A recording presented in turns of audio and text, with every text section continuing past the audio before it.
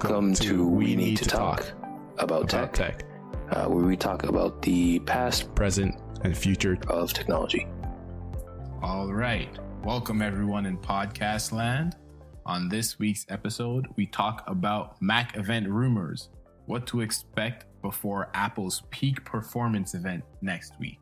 We talk about the Valve Steam Deck. Valve has finally launched its brand new handheld gaming PC, and reviewers are kind of loving it. And we talk about rumors the company Nothing is coming out with their first phone next month in April. All right. On to topic number one. There's been rumors floating around for some time. We've mentioned it a few times, and actually we were thinking about doing this topic last week on last week's episode, but we thought the event hasn't actually been announced yet. There's just a rumor going around that it's going to happen on March 8th. Maybe we'll hold off until next weekend. It has officially been announced. Apple is having their peak performance event on March 8th, 2022. So rumors that are going around, it's going to mainly be about the iPhone SE3. We're going to get the newest chip, so the A15 chip, and it's going to come with 5G support. Also, we're going to get an update to the iPad Air. It's going to have the same design as the most recent iPad Air, but also probably going to get the new A15 chip, going to get 5G. But yeah, those are the two main things that are kind of guaranteed by most of the leakers, like Mark Gurman, like John Prosser. There's a few maybes floating around in the air. One maybe is an update to the Mac Mini, and people are unsure about what, I guess, the biggest update will be. There's going to be a bit of a redesign, maybe a little bit slimmer than the last one, but there's also uncertainty whether or not it's going to come with an M1 Pro chip, possibly an M1 Max chip, or some people are saying they're going to debut the M2 chip in this Mac Mini. There's also rumors that there might be a new external display from Apple, sort of like the Pro Display XDR, but I guess not a Pro. There's also rumors we could get a 13-inch MacBook Pro, but this would be an entry-level one. So the old design, like the Touch Bar design, hopefully they don't bring the Touch Bar back after they just got rid of it. But this won't have the M1 Pro or the M1 Max. There's actually a rumor that it's going to have the M2 chip. But yeah, it's kind of all of the rumors that, at least at this point, have been pretty solidified in the maybes. There were talks that, people were saying we might get a 24-inch iMac with the M2 chip. We might get an iMac Pro. But it seems like, at least at this point, less than a week out from the event, it seems like those are off the table from the leakers that are reported on it. Yeah, this is a cool one because, well, first of all, it seems like I was wrong. I think we talked about in the past about the potential of there being an updated iPad Air. And I was like, I don't know if there's going to be an updated iPad Air this soon because it feels like the iPad Air was just announced. But there was rumors indicating that was going to be the case. And it seems like those rumors are becoming more solidified with this peak performance event. So I think you might be right. And it makes sense to talk about an iPad Air with a very anticipated, on my part, a look at the next iPhone SE. And if they're going to be running the same chip, there's probably going to be a lot of the same kind of marketing material around those two devices. I think that's great. I think that's makes a lot of sense in terms of the theme of the event. But also, it makes sense to show the SE now, get it in line with the current range of processors so that when the next iPhone comes out, it doesn't seem out of place when they announce the new, A16 or whatever chip they bring out next in their phones, because it's going to feel like, okay, well, we already talked about the SE. It doesn't need to be a part of the end of the year event where they announce their flagship phones. And then it also creates a little bit of separation between the flagship and the SE, because when the SE first came out, there was so little separation that it kind of, I think, hurt the iPhone 12 mini, I think it was, at the time, because the 12 mini was so expensive compared to the SE, and it just kind of seemed like it made more sense to get the SE with, very similar specs. So I think this is great. This adds a little bit more separation, and if they can keep the price around the same, I think that's fantastic.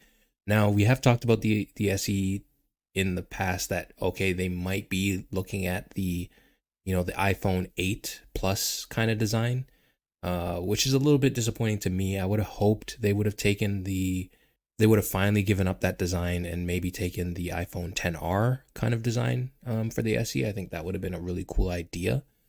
But it does seem like the rumors are pointing towards, maintaining that iPhone 6, 7, 8 style design with the new version of the SE, but the Plus variant, so a little bit larger screen, which is still kind of cool. I think that's still a great phone design, albeit maybe a little bit outdated these days, but if the specs are there, that's all that matters. And then going on for what might happen, the new displays. I think this is something that I would be really excited to see Apple do. I was a big fan of the, what are they called? iMacs, the iMacs with the new designs, the new M1 iMacs. And I really was hoping that they would bring a display with that similar design for their just standalone displays, kind of to give another option other than the Pro Display XDR, which is so expensive. And it seems like they might do that. And the rumors are they might even have a few options, maybe a 24 and a 27-inch, and maybe even a 32-inch that will be a little bit cheaper than what we expect from the Pro Display XDR. Maybe not as performant, but still, a good option for, someone who wants to get a Mac Mini or something like that, but wants to keep that nice minimalist Apple design. And then speaking of the Mac Mini, the idea that we might see an update to the Mac Mini, to me, that's great. They never really redesigned the Mac Mini. They kept the design, same thing with Air and the initial MacBook Pros from before M1. So to see a fully designed Mac Mini for M1 from the ground up would be cool. I would imagine it would be a lot smaller because it doesn't need as much space, maybe quieter. But yeah, that's a really cool thing. The only thing I really, really hope they do is they keep the ports. To me, the Mac Mini port selection is one of the best things about it. And I hope that's not something they abandon, because we have seen some rumors around what they might be doing with their cheaper machines, like their updated MacBook Airs, making them very minimalist and like only having one port. I hope they don't do that with the Mac Mini, but we'll have to wait and see. As of more than that, I don't know if we will see much more than that. I think Apple likes the idea of having multiple events in the year. One dedicated for Apple Silicon, one dedicated for the iPhone, and stuff like that. So I wouldn't be surprised if maybe this is the smaller event for the year. We get a bigger one later on for, the redesigned MacBooks, and then the biggest one at the end of the year for the new iPhones. But yeah, I think the Air, the SE, and the displays might be the focus of this event. One thing that I'm a bit disappointed to hear is that it doesn't seem like they're going to redesign the MacBook Air. I really like the MacBook Air. I like the current MacBook Air, even though, much like the Mac Mini, much like the original MacBook Pro that had M1 in it, the MacBook Air wasn't redesigned at all. They just said, oh, okay, we got a bunch of these old chassis laying around. Let's put our new chip in it. Apple Silicon. There you go. Brand new laptop. There were some rumors going around before that, okay, hey, we are going to redesign our MacBook Air to look like the iPhone 13, the iPhone 12, the iPad Air, the iPad Pro, with a more boxy, squared off design, which I think would look really good on the MacBook Air. But it seems like that either, I'm not going to say completely canceled. I'm sure at some point they'll redesign it, but it doesn't seem like it's coming to this event, at least from the rumors and from the leakers. But I definitely think the iPhone SE3, it would be a good addition to their lineup. I haven't heard any rumors, or I guess I haven't heard any rumors lately about it being the Plus variant. I've still heard that it's going to resemble the iPhone 8, 7, 6, but just regular size one.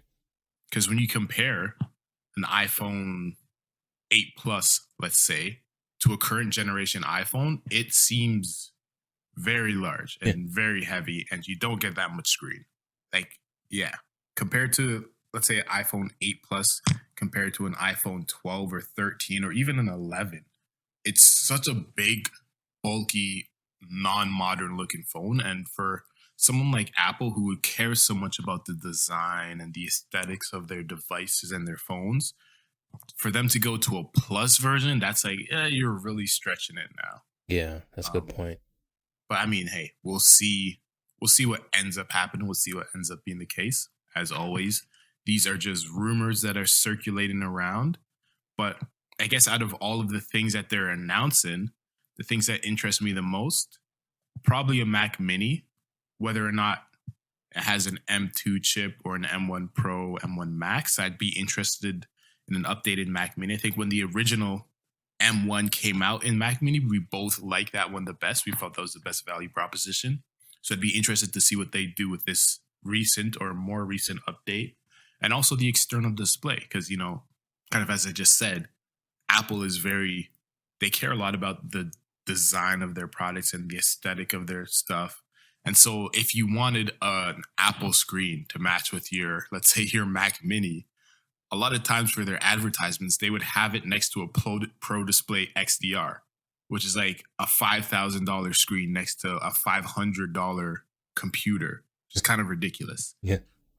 Even if we were just talking about, okay, I have a MacBook Air or a MacBook Pro and I want an extra display, but I don't want to spend the price of my laptop on extra display. I just, want a display that matches everything else. Like you said, a display that would match your iMac, right? So I think this would be a great move from Apple. I could see it doing very, very well. I could see it being very successful. Even if you take the exact same iMac display, the same iMac design, and you just take out the M1 chip in it, I think that would do amazing for them. Yeah. But I guess out of all of these things, out of all of the products that are maybes, or all the products that, quote unquote announced and all of the maybes, what are you most interested in? And then also, if you could have one thing that you want to see this event, what would be that one thing that you're like, man, I wish they have a surprise at the end and this is what it ends up being? Well, yeah, honestly, the thing I'm most interested in is I want to see if they can maintain the price of the iPhone SE and the Mac Mini while giving them an update. To me, that's going to be a huge indicator on the future of Apple's strategy. Because when the Mac Mini was first announced, it was kind of shocking how affordable it was for the performance that you were getting compared to the MacBook Pros, which just wasn't something that we've seen in the past. So, and the SE is the same way. It's a great phone. The current one is a fantastic small phone with, a great processor. The only downside to it would be its battery, which is a kind of a great compromise to make for the price that you're paying. So yeah, that would be something I'm really excited to see. And then obviously the displays. I think the displays is probably something that might interest me into buying, simply because I love the design of the iMacs. I think they look great. I know it's a little bit of a controversial design, but it really speaks to me. The problem with them for me is they are overpriced and lack ports. So for me, my Halo product that Apple could announce and show would definitely be an affordable display with a similar design to the iMacs and with just a larger screen. Now, I don't think that they're going to be affordable. Quite frankly, I think they'll probably be somewhere in the $2,000 price range for just like a smaller version, which would be crazy to think because, it would be great to have like a $500 Apple display, but they're probably not going to make that.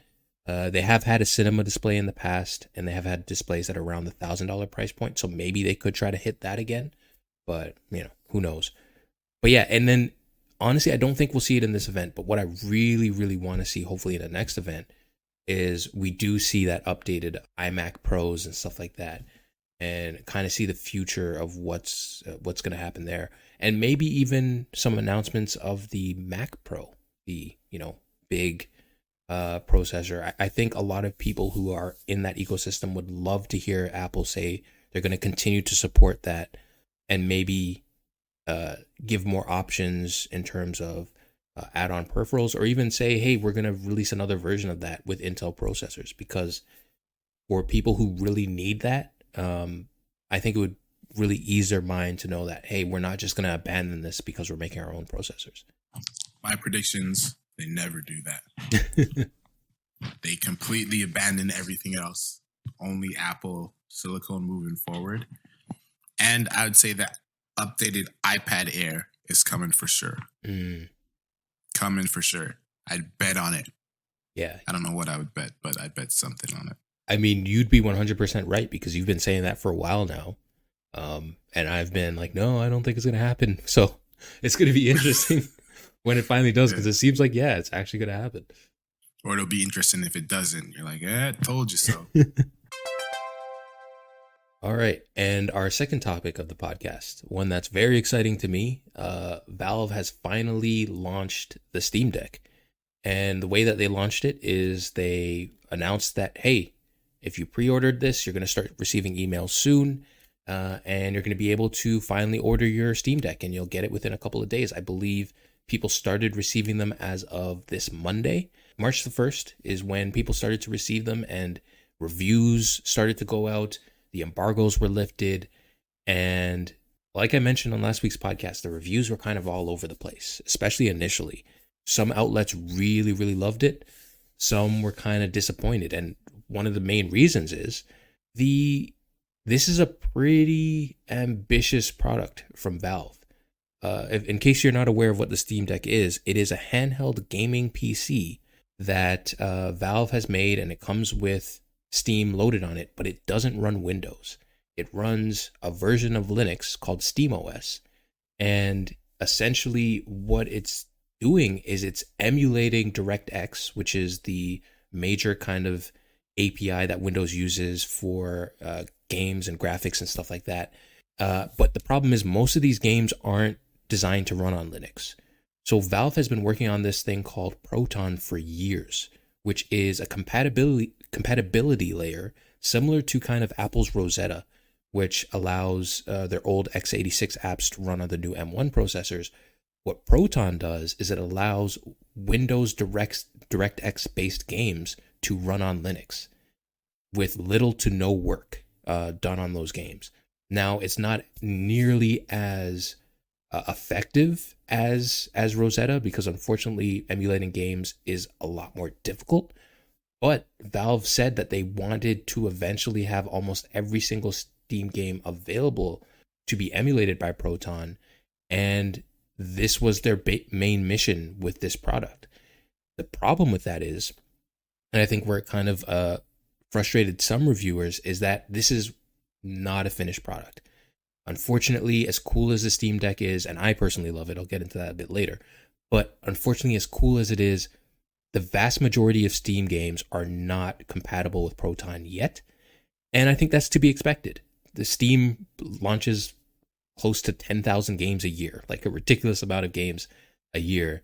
It's impossible to get that all translated in such a short amount of time, but the amazing thing is that games like Elden Ring that just came out, Resident Evil, all of these really cool games that are new and contemporary are running on this little handheld.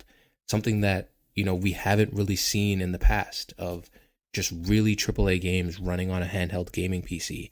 It's kind of like a brand new world. So just to go over quickly some of the main specs of this. So this is, like I mentioned, a handheld gaming PC. It has 2 joysticks on it, full-size joysticks, unlike the Switch.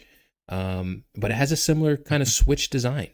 It has, the screen in the middle, obviously, and then 2 kind of controllers on either side. They're not detachable like the Switch, but like I mentioned, they do have full-size joysticks. They do have the A, B, X, Y buttons and, a D-pad, and they also have touchpads. So these touchpads allow you to do things like use mouse support for games that don't support controllers, and also for navigating the UI. You can use a mouse, you can scroll and stuff like that. And there's 2 touchpads on either side. And, it also has rumble and all this stuff. And then on the back, it has these programmable buttons that you can use to assign to different features and different actions, depending on the game that you're playing. And every game, you can customize your controller to meet whatever specifications that you need. Because the reality is, as much as this may look like a Switch, it's very, very different from a Switch. This is a PC at the end of the day. It's not a console. It's not a closed ecosystem where everything is going to be specifically designed to play on that device. The Steam Deck, these games are designed to play on a PC, where some people might use a controller, some people might use a mouse and keyboard. And this device is made to be able to accommodate all of those people.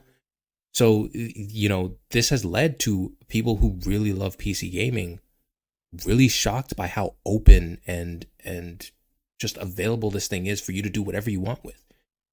I've already seen people install things like the Epic Game Store on it and, play whatever games that they want from the Epic Game Store that they can. But I've also seen on the flip side a lot of people who've been really annoyed by the fact that the software might be a bit buggy or might be a little bit unfinished compared to what you would expect from like a PlayStation 5 or a Nintendo Switch experience. Things can break. You can literally break the game if you wanted to. If you wanted to remove files or, one of the biggest complaints is battery life. If you wanted to run a game at 60 frames per second at, high settings, and the game can actually run like that on the Steam Deck, you could use up your battery in as little as 90 minutes.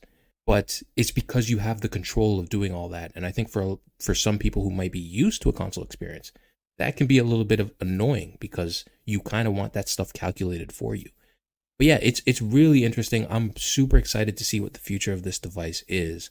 My question to you is, have you seen any of the Steam Deck at all? What do you think of it? And is it something you would ever consider yourself actually using? I've seen quite a few reviews of it, and I'm definitely optimistic on it. And I could see myself at some point playing one. Mm-hmm. I don't know about owning one myself, but I definitely like the route that they're going. My biggest complaint about it, and you touched on this a bit when you were speaking, right, is that it's not a console, it's a PC. And my only worry, I guess, with this is, for what it is, it's amazing. A handheld gaming PC, that's amazing. The fact that we can even say that, a handheld gaming PC. But because of the form factor that it's taken, and because it's so similar to a Nintendo Switch, I feel like a lot of people will get it and think, oh, this is a console like the Switch. It's a portable console like the Switch or like the DS or like a Game Boy, but not realize, I guess, one, the limitations on it in terms of, performance, and then also not understanding that, compatibility, like you mentioned. Because for a closed ecosystem, like a regular console, like a PlayStation, like a Nintendo Switch, you can't play games that aren't specifically designed for that console, right? So you can't, I don't know, let's say you had a version of Elden Rings, or let's say you had a version of Cyberpunk 2077 that you bought a copy of online, from the Steam store, let's say. You couldn't then play that on your Nintendo Switch and then have it crash and then have it be buggy or be dropping frames or freezing on you, because Nintendo Switch hasn't cleared it for their system. Developers haven't designed it for the Nintendo Switch. And so both parties kind of, Nintendo doesn't make their console look bad because it's not trying to play this game that it is severely underpowered to play, but also people who make Cyberpunk don't look bad because it's hey, there's a lot of people that may only experience Cyberpunk on a Switch, and then they're going to have a bad experience and they're going to think our game is bad when really it's just the console that's bad. Mm-hmm. But because the Steam Deck is a gaming PC, you could try to play any game you want on it. Oh, not any game. There's some games that you, let's say, can't even install on it or get on it, but you can try and play anything. And I don't want to call it a console because it's not a console. And the Steam Deck will do its best to play it. It will work to the best of its abilities, but it just may not have the facilities for that, So that's my only worry, is that because we've seen good press about it, do we get to the point where there begins to be more hype around it? There begins to be more, good press about it. And then more people get it, maybe as opposed to a Nintendo Switch, as opposed to a PlayStation 5 or Xbox, thinking that this is a gaming console. I can buy games for it. I can play games on it. And it's going to work fine. There's not going to be any bugs or any hiccups. Mm-hmm. And then they're going to try and play something like a Cyberpunk, maybe like an Elden Ring, maybe like a Control. And then they're going to have a bad experience. And then that's going to sour the Steam Deck in their mind, in their image. So I guess that's my only drawback about the Steam Deck overall. I think the concept is great. I think just the sheer fact that, like I said, you have a handheld portable gaming PC, I think that is amazing. But the only worry I have is that they will at some point start attracting people outside of the gaming PC audience who won't understand that, no, this is a gaming PC, this is a handheld gaming PC, not a handheld gaming console. And those are two very different things, and you need to have different expectations for them. But yeah, I think I'm definitely looking forward to, seeing how this is received by the public at large. I definitely would like to see one in person, maybe even play one in person. But I'm a little bit apprehensive with my optimism right now and how successful it's going to be, just because I feel like they could get to the point where their publicity is too big for them.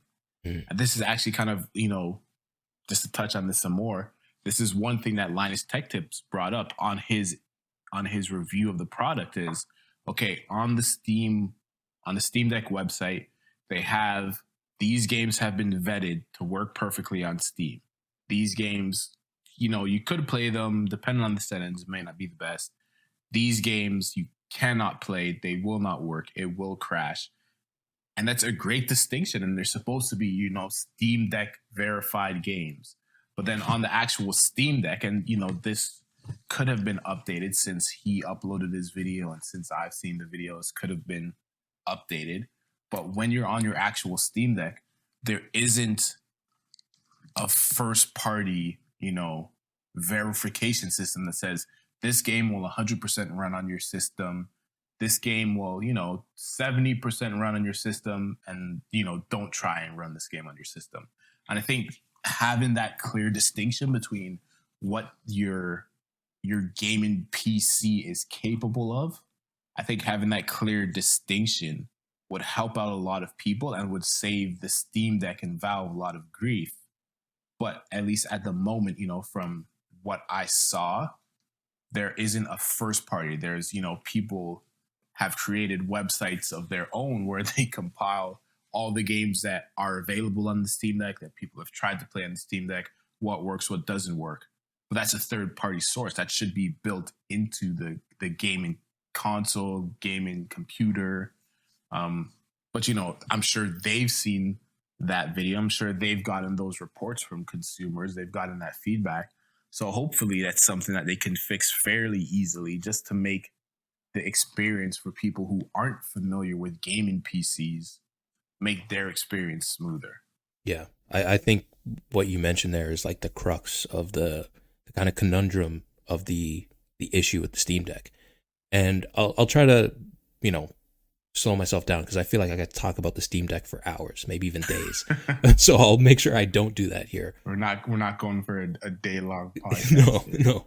So I'll make sure I won't do that. But I think that's a really important distinction, because yes, what you're mentioning there's a database called ProtonDB, which was specifically designed for Steam games on Linux to, for people to communicate whether or not a game will work or not, and if it doesn't, what are some workarounds.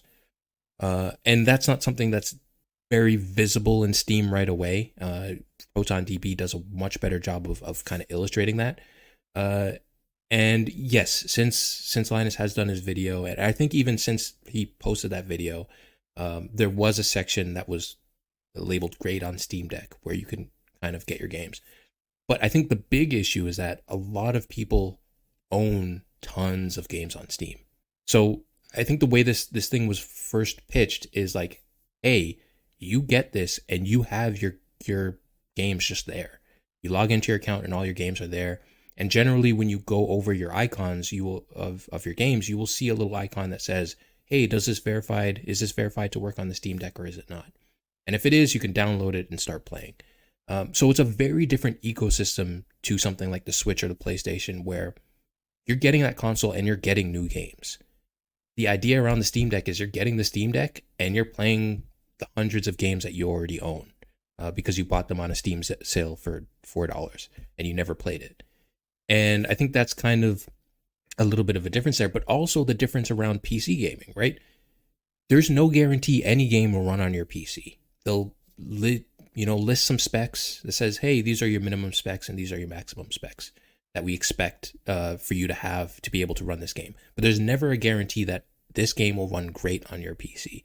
You kind of just have to try it out and maybe look at some videos or get someone else's experience with the game and kind of tinker with it a bit. And this comes down to why I love the Steam Deck so much and why I think it's personally not just my favorite tech of this year, but probably my favorite tech of the decade. And this includes Apple M1, which I've been very kind of happy about.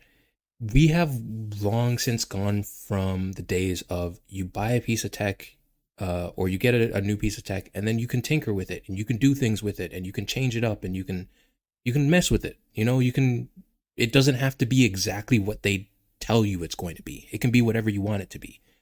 And I think this is a methodology that Valve took from the very beginning. And it's honestly why I put in a pre-order for one. I honestly think I will never get it because I don't think there's any way they're going to be able to make enough of these things to get to people. But there are things like the fact that this thing is designed to be repairable. You can take out the hard drive and swap in a new hard drive or storage unit. It's not a hard drive, it's a SSD. You can take out the thumbsticks if they're drifting like they do on the Switch and put in new sticks. And not only can you do that, but they will sell it directly to you. They are going through iFixit and eventually other retailers to sell parts directly to the consumer. So you don't have to send it to Valve or send it to an authorized repair dealer for you to get a new hard drive. No, you can just buy it and do it yourself. When it comes to the actual software, you can decide if you want to run a game at 60 frames per second or 30 frames per second. You can decide if you want the system to run at its full rated wattage, or you can lower the wattage if you want more battery. You have full control over everything this thing can do. And to me, that's so cool because no other product on the market right now lets you do that other than maybe a PC. And that's something I think I would love to see more of. And I really want to support this idea of repairability, having customers own their tech and be able to do with it what they want. But then on the other side, there is the affordability aspect of it, which is something that blows my mind. This thing sells for $399 USD for its base model. There is literally no computer on the planet, just computer. I'm not even talking about gaming, a laptop, anything that has this much power for this price. So it's one of those situations where one of the reasons why I ordered one is I kind of need to update my computer. It's really old. It's running a 4th gen Core i5, and it makes editing videos very difficult. And I've been pricing out, hopefully trying to upgrade it, and it's always coming close to like $1,000 or $1,400 or something like that, even if you don't even need a GPU. And when you compare that to like laptops and stuff like that on the market, it's like, well, what is there that's really affordable? This thing is affordable. And that is pretty crazy to think of. And, you think of, okay, this is a $399, gaming handheld PC. It probably can't run anything, right? It can't run Cyberpunk or it can't run Elden Ring, but it can. And it goes down to the design of this thing is really, really smart. What they did is they made a custom APU from AMD using Zen 2 cores, the same kind of architecture as the PlayStation 5. And, their new RDNA 2 graphics on an integrated chip. But what they paired it with is a 720p screen, actually an 800p screen, just a little bit over 720p. A 16:10 800p screen, which is so smart because essentially what you're doing is you're allowing this system to run games at a very, very low resolution. But because that screen is a native 720p, it will look great on it. And it's just a really great design. So the fact is, Cyberpunk can run on this thing. Elden Ring can run on this thing. And, games that you wouldn't expect to be able to run on a handheld are running on this at a solid 30 frames per second, and even in some cases, a solid 60 frames per second, which is just so mind-blowing to see. Now, the big caveat to that, and it goes back to what you were saying, the fact that you can run a modern game at 60 frames per second means that you will have no battery life. And that's not something that maybe, is smart to allow your customers to do, because a lot of the negative press around this thing is, hey, this battery sucks. But the fact is, if you were running a Switch game, for example, I have a Switch, I play a really cool game called Fast Remix. And if I play that game on it, it will destroy my battery because of the amount of power that it needs to actually run on the Switch. But most games don't do that. Most games run at 30 frames per second to save battery. Most games, and they don't give you the option to change that. This does give you the option. So the unfortunate reality is, if you do decide to change it, you're going to have some pretty crappy battery life. But like I said, I'm going to stop talking about this thing now. I think it's really cool. I hope eventually I get my hands. Yeah. I hope eventually I get my hands on one. Like I said, I have put it in order. They do say that I should get one sometime after Q2 of this year, which might be around June or July. I personally don't think I will actually get it. I don't think they're going to be able to keep up with demand. AMD's, fabs are running at capacity. There are a bunch of people, including PlayStation and Xbox and Asus and all these companies competing for the ability to get AMD chips. And yeah, it's going to be very, very difficult for them to actually get these things out there. But if I do, I would love for you to get hands on with it and see if you actually like it. Yeah. Hopefully you get one. Hopefully. And we can get a review for the podcast. First podcast review. And our final topic of the podcast, another kind of interesting new product coming from Carl Pei's company, Nothing. The Nothing company is apparently showing off prototypes of their new and first ever phone at, I believe it's Mobile World Congress going on right now.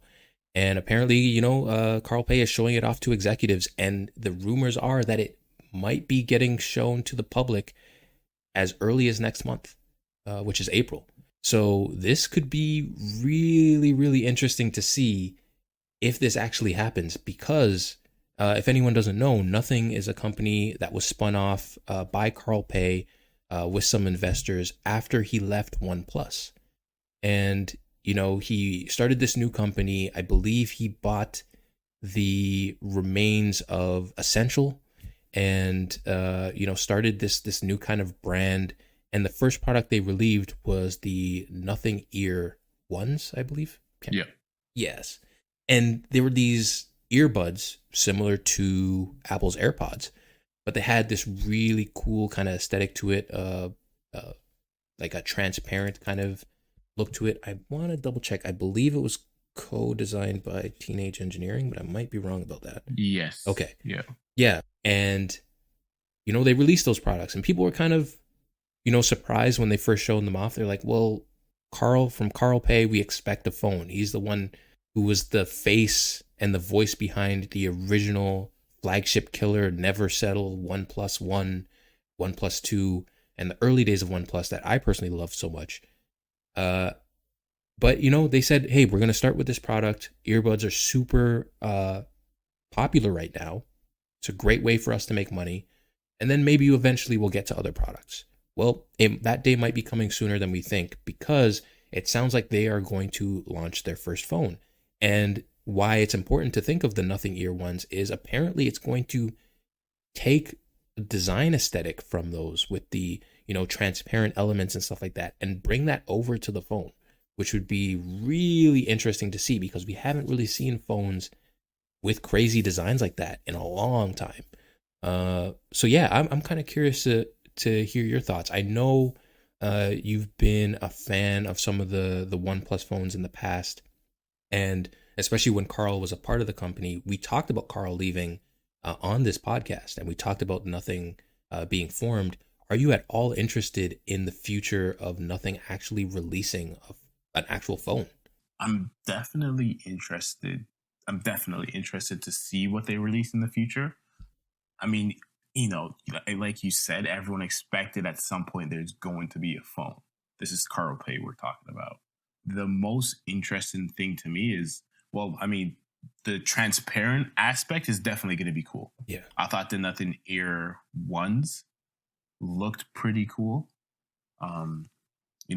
Definitely a different design aesthetic when it comes to other earbuds in the market, So the fact that they're designing a phone that is transparent, and it sounds like the entire back of the phone is going to be transparent, which means that how they organize the phone on the inside is going to have to look nice too, because that's one thing that, people found so remarkable about the Nothing Ear ones is that it's not easy to make earbuds look nice on the inside. Usually there's glue all over the place. There's wire all over the place. There's all kinds of, cables and soldering going on.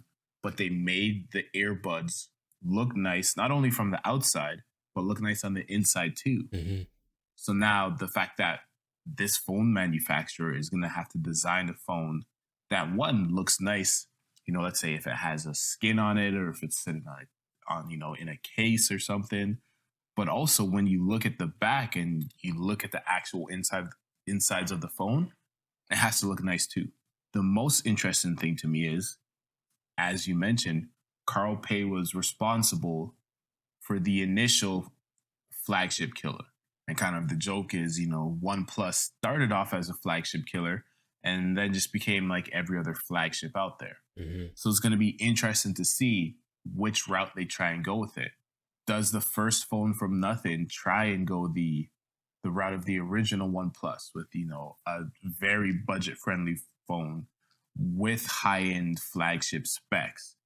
Or do they just go straight to the flagship and say, well, we have teenage engineering and we have, our sound done by these people and taking a lot of time and consideration and research and development to design a phone that's both appeasing on the outside and on the inside. So we're going to charge you a flagship number.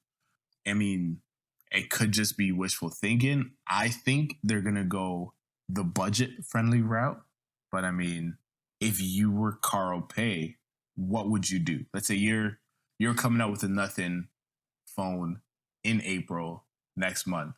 Do you go the budget route and you try and, a new flagship killer? Or do you go, hey, I've been in this for a while, this is my phone company. I want to make something that's going to be successful financially. That's actually a really good question. It makes me wonder what the thought process is behind the company of Nothing, because the impression I got with the Nothing Ear ones, they seemed like they might have been a limited run kind of product, and it was very much focused on the aesthetic of the actual device, the case, this transparent plastic, really cool design, the teenage engineering partnership. To me, it made it seem like Nothing wanted to be a supreme of tech kind of thing. So I would get the impression that maybe they would want to do something a little bit more expensive. I don't know if they'll go fully flagship. I think they might go into the kind of upper mid-range, but I think what they will try to do is kind of drum up excitement around the idea of it potentially being a limited run or a more difficult device to get. Maybe it's like we start off with a limited run and then we'll, go to a wider audience over time, or maybe we'll do drops every quarter or so. But to me, that kind of idea that it seems like Nothing wants to be a little bit more exclusive. I mean, look, even think of the name. Like it's not a very, very tech focused name. It's called Nothing. Mm-hmm. And it was kind of made fun of a little bit when they first announced the name of the company.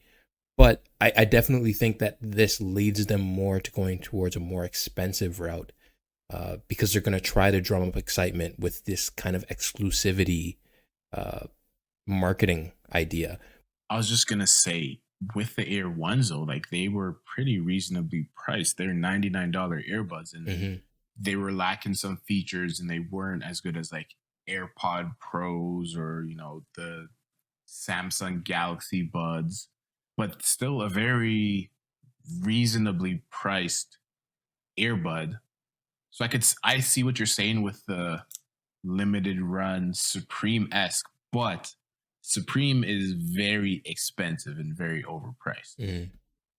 I would say almost this, limited run, but a reasonable price seems more like the original OnePlus, because, I'm sure you remember there was an invite system that they had for it. And that's one way that they drummed up attention, but then there was also a limited supply or a limited demand for it. Mm-hmm. So they didn't have to think we have to ship 1 million units to every Best Buy in North America. It's okay, one person is going to be able to invite 2 people, and those 2 people are going to invite 2 people. So it's going to be a somewhat, slower growth to it.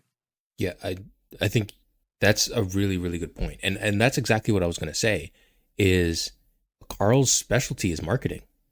Like, OnePlus was built out of nothing. But, it was kind of built out of thin air because of the excitement around this idea that the only way you can get it was through an invite system.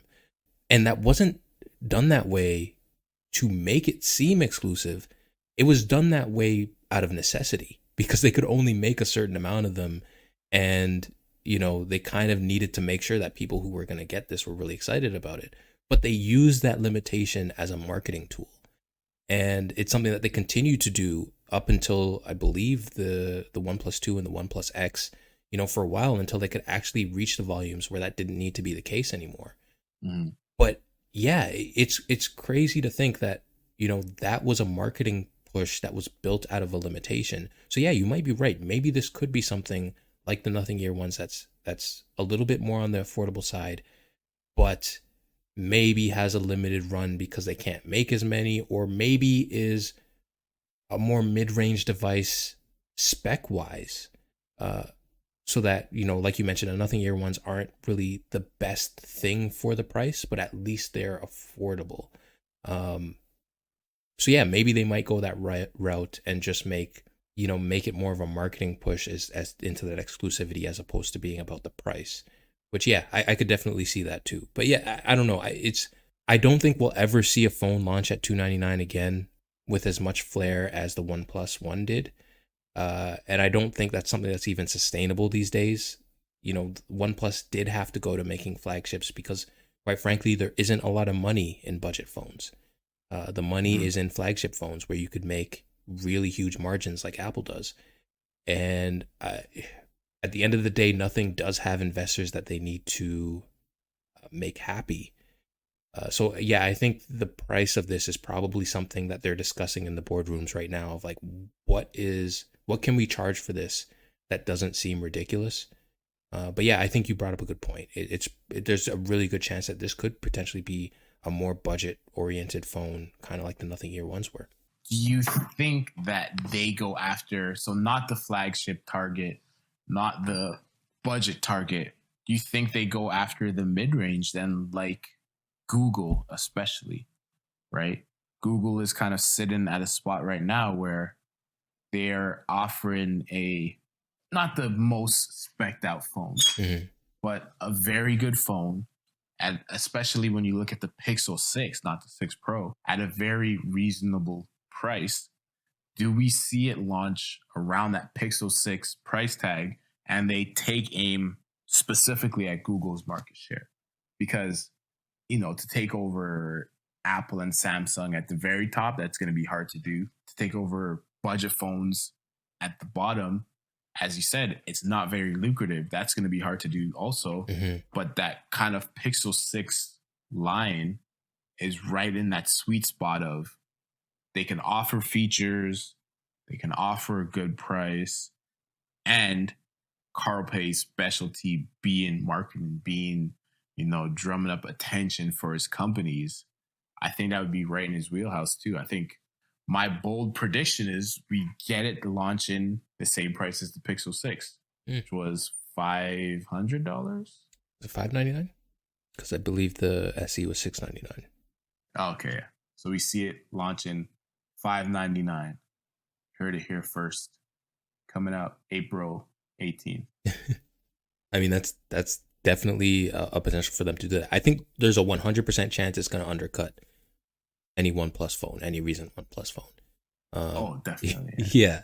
And I do think you're right. I think it might hit that mid-range kind of price point. I think if it does, though, the very big difference between this and the initial launch of the OnePlus One would be, I don't think they're going to focus on specs. I don't think we're going to hear things like Snapdragon 8 Gen 1 or hot buzzwords like that. I think it's probably going to be a little bit more modest spec'd, but a lot of the conversation is going to be around the design and stuff like that. So even if it does come close to the Pixel and the Galaxy SE in terms of price, I don't know if it's necessarily going to compete with them in terms of specs. But I think that's okay. I think what they're going for, same with the Nothing Year Ones, is for an aesthetic and a marketing push, as opposed to this is going to be a utility like, a Samsung phone or a Pixel phone is. Which is great, because that brings excitement to the cell phone market, which we just haven't seen in such a long time. Yeah. Do we get the Nothing Phone 1 running iOS? Shock the whole world. Really, Apple announces the Nothing Phone 1 next week. They scrapped the SE line and they've changed to the Nothing line. I mean, Apple could buy. We've seen crazier things of that with Microsoft buying Activision. Maybe Apple decides that's true. We're going to buy nothing. Yeah. Which would be a great headline, by the way. Apple buys I'm nothing. Sure Tim Cook would love to bust that one out. We've decided to buy nothing. Give it to our customers. Yeah. Any closing statements? No, I'm just, super excited about the Steam Deck. Like I said, could talk about it for days and hours and weeks on end. But yeah, I definitely recommend people check it out. Check out some reviews. This is a really, really cool device. And, like I said, I think this might be one of the coolest things I've seen in close to 10 years. Nice. Well, take it easy, everyone in podcast land. Catch you in the next episode.